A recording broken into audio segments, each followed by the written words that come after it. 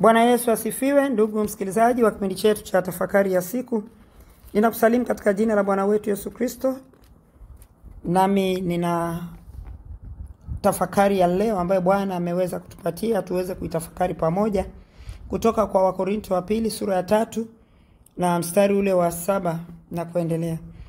Basi ikiwa huduma ya mauti iliyoandikwa na kuchorwa katika mawe ilikuja katika utukufu, hata Waisraeli hawakuweza kukazia macho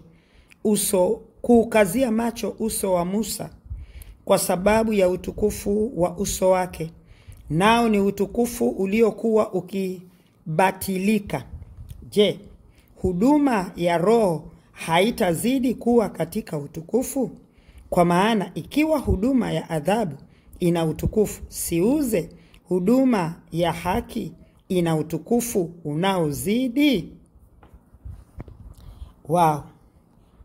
Hii inatuletea tumaini, ama maneno haya yanatuletea tumaini na kutupatia tumaini sisi ambao ni kanisa la leo. Tunasoma taarifa za Israel kama kielelezo, kama historia, kama mfano wa kujua nini kilifanyika kule, alafu kuleta katika maisha yetu na kuona nini kifanyike katika maisha yetu. Sasa tunapoangalia tunaona matendo makuu sana ya ajabu. Tunaposoma historia tunamwona Mungu in reality, yani Mungu pamoja na wanadamu. Yani katika taifa la Israeli, jinsi ambavyo tangu mwanzo baada ya uumbaji wake, yani baada ya kuumba uumbaji wake, tumeona Mungu akijifunua in reality. Tunasoma na tunatiwa moyo, tunatiwa nguvu, tunaimarishwa, tunasimamishwa kwa kumuona Mungu live kwa watu wa wakati ule. Mungu amejithibitisha na kujidhihirisha katika agano lake na mwanadamu, katika agano la kale kwa kiwango cha juu sana cha rohoni, ambacho haijawahi kufikia hichi kizazi chetu kuona hayo. Kwa sababu sisemi kwamba hajajifunua, anajifunua, anaonekana. Lakini ukiweka kwenye mizani, tunamuona Mungu katika ukweli wa udhihirisho na uthibitisho ya kwamba Mungu yupo. Tunamuonea kwenye agano la kale, tunamuonea kule. Ni katika agano la kale ndio aliweza kupasua maji. Ni katika agano la kale. Katika agano la sasa tunaona anaachilia maji yanatufuata sisi kutumaliza. Alafu tunaita ni nini? Mafuriko. Tunaita ni nini? Tsunami. Sasa ukiangalia unaona udhihirisho wa Mungu katika agano la kale ulikuwa unamdhihirisha kwamba Mungu yupo akiwataka watu wake wamjue ili wamgeukie.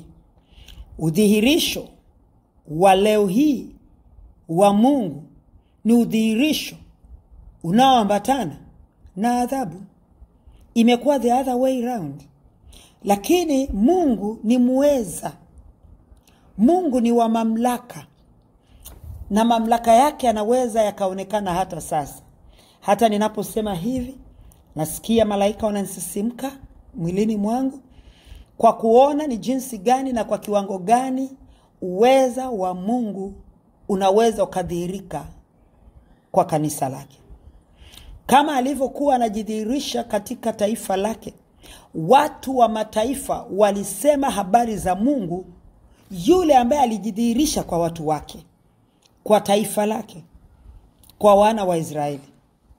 Na Mungu anayetakiwa kuzungumzwa leo ni Mungu yule ambaye ataonekana akijidhihirisha kwa kanisa lake. Sasa tunamtaka tumuone Mungu huyo.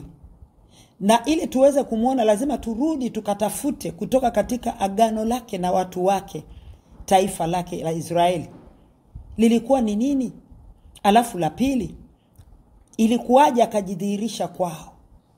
Mungu amefanya agano na kanisa kupitia damu ya Yesu Kristo. Na agano lake hili ni agano ambalo Mungu anataka ajidhihirishe kwa kanisa ili ulimwengu ujue kwamba Mungu yupo. Jamani, kanisa sasa hivi twarudi kule kule kwa wachawi kwenda kutafuta udhihirisho kule. It doesn't make sense.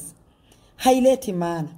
Nataka leo uweze kutafakari ndani yako, hivi uweze kumuone Mungu wa agano la kale, alafu angalia, je, anaweza kawa Mungu wako sasa katika agano hili jipya? Hebu tukampe Mungu nafasi ya udhihirisho wake kwetu, maana yeye ni Mungu.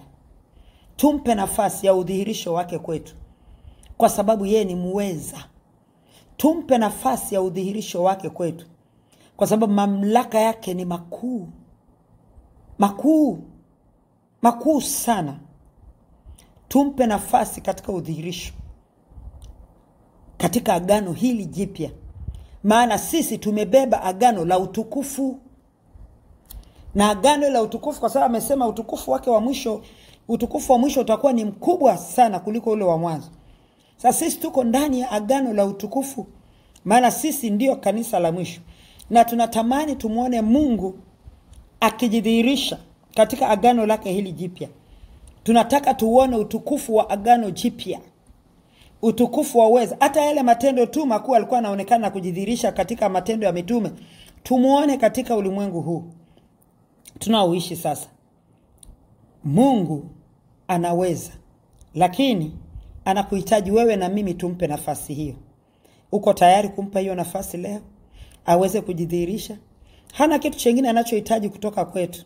Anahitaji maisha masafi yaliyobeba kanuni. Anahitaji maisha safi kwetu yaliyobeba utukufu wake, ili yeye aweze kukaa na wewe na mimi, adhihirishe utukufu wake kupitia mimi ambaye nimekubali kuubeba utukufu wake. Leo tafakari yetu ni hii, ukajitafakari, na naamini kabisa kwamba utaweza kuona ukuu wa Mungu katika maisha yako. Na natamani kila mmoja aweze kudhihirisha utukufu wa Mungu katika maisha yake. Mungu akujalie neema ya kuweza kushinda vyema katika kutafakari kwako, na katika utukufu wake Mungu Baba akawe nasi katika siku nzima leo. Amen. Mungu akubariki.